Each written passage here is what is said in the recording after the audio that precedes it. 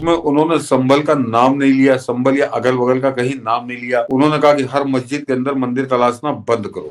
1990 से जो विश्व हिंदू परिषद, आरएसएस या अन्य इनके जो सहयोगी संगठन है, वो एक सूची लेके घूम रहे हैं कि वो 40,000 मंदिरों की संख्या बताते हैं। हिंदुस्तान में मस्जिदें कितनी है मनीष जी? हिंदुस्तान में मस्जिदें हैं 7 लाख। उधर मोहन भागवत का भाषण हुआ और उसके बाद से लगातार 3 दिन से संभल में लगातार खुदाई हो रही, लगातार नई जगह मिलना है। एक नैरेटिव बन रहा संघ प्रमुख को लेकर के, और मैं देख रहा हूं राष्ट्रवादी लोग भी संघ प्रमुख पर बड़ा हमलावर हो चुके हैं। उन्होंने फिर से एक बार कह दिया कि हर जगह मंदिर मस्जिद नहीं ढूंढा जाना चाहिए, लेकिन उनका भाषण बड़ा लंबा था। मुझे लगता है कि इसकी तुलना अमित शाह के लोकसभा में अंबेडकर वाले बयान पर कांग्रेस से किए जाने की जरूरत है कि एक लाइन को पकड़ करके इन लोगों ने खेल किया। सनातनियों को, राष्ट्रवादियों को भी मोहन भागवत पर लग रहा है कि मोहन भागवत ने ये क्या बोल दिया। संभल का सच योगी कुछ और बता रहे हैं और मोहन भागवत कुछ और बोल रहे हैं। नहीं, मोहन भागवत ने अपनी बातचीत, अपने जो कट के चल रही जितनी क्लिपिंग, वो तो मराठी में है कि उसमें उन्होंने संभल का नाम नहीं लिया, संभल या अगल बगल का कहीं नाम नहीं लिया। उन्होंने कहा कि हर मस्जिद के अंदर मंदिर तलाशना बंद करो, ये कहा उन्होंने मनीष जी। जो और यही सब लोग बता भी रहे, दिखा भी रहे, बाकी मराठी में बोल रहे थे वो। मैं बताऊंगा कि जो आज से नहीं, 1990 से जो विश्व हिंदू परिषद, आरएसएस या अन्य इनके जो सहयोगी संगठन है, वो एक सूची लेके घूम रहे हैं। और उस सूची में जो बताते हैं कि मंदिरों की संख्या, जो बताते हैं कि जिस पे कब्जा करके मस्जिद बना दी गई, वो संख्या वो बताते हैं 40,000 है। दर्शक इसको जरा ध्यान रखेंगे कि वो 40,000 मंदिरों की संख्या बताते हैं। हिंदुस्तान में मस्जिदें कितनी है मनीष जी?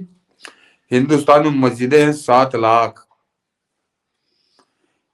इसको जरा समझिए कि ये मैं कह रहा हूँ कि बिल्कुल अतिशयोक्ति अलंकार लगाकर जो एक तरह से आरएसएस या विहिप ने अपनी सूची तैयार की थी, वो 40,000 की बात करते कि 40,000 मंदिर हमारे कब्जा किए गए।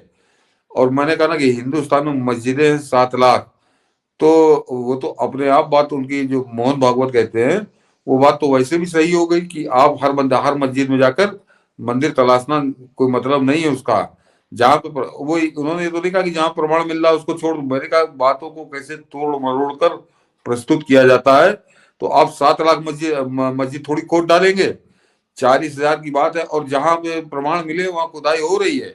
उसको ना तो उसके खिलाफ कुछ मोहन भागवत बोले और ना वो काम रुका। जरा दर्शक गौर करें, उधर मोहन भागवत का भाषण हुआ और उसके बाद से लगातार 3 दिन से संभल में लगातार खुदाई हो रही, लगातार नई जगह मिलना है। तो उन्होंने कोई हिंदुत्व के प्रतीकों के ऊपर या हिंदू के मंदिरों के ऊपर कोई बात नहीं की है, लेकिन वो जो बात उन्होंने कही, कुछ लोग नेतागिरी के चक्कर में हर जगह घुसे जा रहे हैं। तो हर जगह घुसने की जरूरत नहीं है, क्योंकि उनकी अपनी बताते हैं कि 40,000 मंदिर हैं और मस्जिदें हैं 7 लाख। तो आप मतलब उसको अगर आप करिए तो 15 गुने का, बल्कि आप करीब करीब मान लीजिए 17, 18 गुना ज्यादा मस्जिदें हैं। तो सब मस्जिदें थोड़ी खोद डालोगे तुम। तो वो बिल्कुल, वो जो बात कही वो बिल्कुल सही बात कही है, लेकिन एक भूत जैसे अमित शाह के बयान को लेकर नाचने लगे, उसी तरह से ये सब नाच रहे हैं।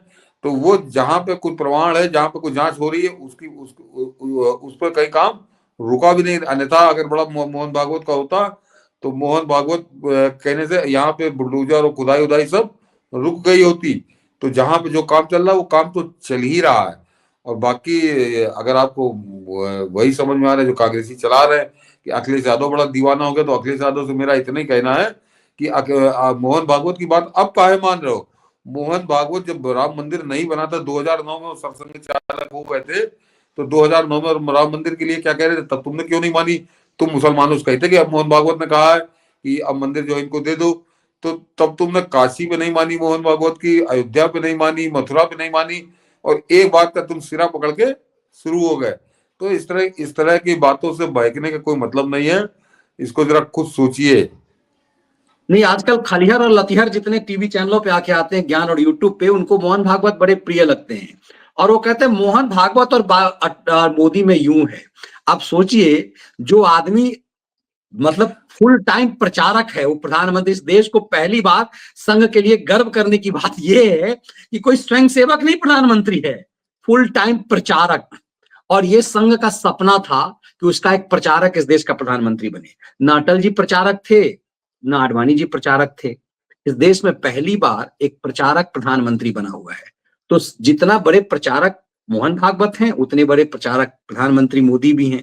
और दोनों की टाइमिंग ये देखिए कि यदि टकराहट होती तो प्रधानमंत्री यदि नहीं चाहते तो मोहन भागवत अयोध्या में उस चाहे वो प्राण प्रतिष्ठा का समय हो या भूमि पूजन का समय हो, संघ प्रमुख जिस ढंग से बैठे हुए थे, ये दिखाता है ट्विनिंग।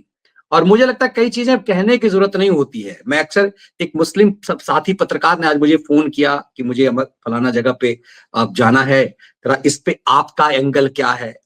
अब देखिए, मुझे तो सर ये समझ में था, आप थोड़ा और क्लियर कीजिएगा। जो चूंकि बहुत लोग यहाँ पर भी कमेंट जो कर रहे हैं, मोहन भागवत अलतकिया हो गया है, मोहन भागवत मोहम्मद भागवत हो गया है। ये वही गैंग है जो नरेंद्र मोदी को भी तो मोहम्मद मोदी कहता है। ये गैंग है जो मोहम्मद मोदी नरेंद्र मोदी को भी कहता है। ये सत्ता सरकार अभी संघ के सपनों का है। तो क्या कभी संघ ये चाहेगा कि इस देश में विद्रोह हो जाए, ऐसा कुछ हो जाए जिस एजेंडे को ये फुलफिल कर दें? संघ के बयान में एक पर्टिकुलरली एक पॉइंट है, लेकिन उसके लंबे भाषण संघ प्रमुख के उसको गॉल कर दिया गया। नहीं, मैं मनीष जी कुछ और, मैं इनको जरा दूसरे तरीके से समझा देता हूँ। जो लिख रहे हैं, जो कह रहे हैं कि उनसे कुछ ज्ञान ले लेते जिनसे लड़ रहे हो। कि केजरीवाल डाल के पट्टा जाता है कैनाट प्लेस के मंदिर में, हनुमान जी के मंदिर में जाके हनुमान चालीसा पढ़ता है, लेकिन क्या किसी मुसलमान का आपने सुना कभी कि ये तो हिंदू हो गया या इसको वोट नहीं देंगे? नहीं देंगे। ये राहुल गांधी मुसलमान, त्रिपुंड लगा लिया, राहुल गांधी त्रिपुंड लगा के जाता है मंदिर। और प्रियंका वाड्रा त्रिपुंड लगा ली, सोचिए, काला कपड़ा पहन लेकिन के। लेकिन लेकिन लेकिन कभी किसी मुसलमान को आपने सुना क्यों कह रहा कि नहीं नहीं तो हिंदू होगा, हिंदू है, इनको इनको बर्खास्त करो, इनको इनको वोट नहीं देंगे? तो कुछ चीजें राजनीति के लिए राजनेताओं पे छोड़ दिया करिए। बस इतना ही कह रहा। बस आपने बहुत महत्वपूर्ण पॉइंट कह दी। कई चीजें, बहुत सारी चीजें कही भी नहीं जाती है। कुछ चीजें राजनेताओं के लिए रहने दीजिए, राजनीति करने दीजिए। और इसी में इस देश का भला है। बहुत गहराई से यदि समझेंगे जो हमने इशारा किया कि बहुत सारे लोग तो प्रधानमंत्री को भी कह देते हैं कि मोहम्मद मोदी है। तो मतलब नरसिम्हा राव सब ठीक था, इंदिरा गांधी ठीक थी, ये राहुल गांधी के अब्बा जान ठीक थे, और इसने पूरा जो कायाकल्प कर दिया सनातन भारत का, वो मोहम्मद मोदी हो गया। तो ये कौन आप नैरेटिव चलाते हैं, किसके इशारे पे चलाते हैं, बस इस बात को समझिए। हाँ, और मैं बता दूं कि जो मोहम्मद मोदी कहते हैं, तो हमारे यहाँ तो कभी उस पर बात नहीं होती, उसको यहाँ पे किस तरह से हावी है। कल मैं एक वीडियो आपको दिखाऊंगा, उसके बाद आपकी समझ में आएगा कि मोदी ने किया क्या है। किया क्या, चलिए हम लोग कल इसको समझेंगे कि मोदी ने किया क्या है। तो इसीलिए चूंकि बहुत सारे लोग लिख रहे थे, समय चूंकि हम लोग जिहादी जावेद पर ही लंबा विश्लेषण हो गया। आप सबसे आग्रह होगा कि जिहादी जावेद वाले विश्लेषण को इसे बहुत जगह पे साझा कीजिए, अलग अलग मंच पे। ये विशेष निवेदन होगा ताकि पूरा भारत सालों के उस षड्यंत्र को समझ सके। बहुत बहुत धन्यवाद। इस विश्लेषण को हम लोग यहीं विराम करते हैं। जय हिंद, वंदे मातरम। जय हिंद, वंदे मातरम।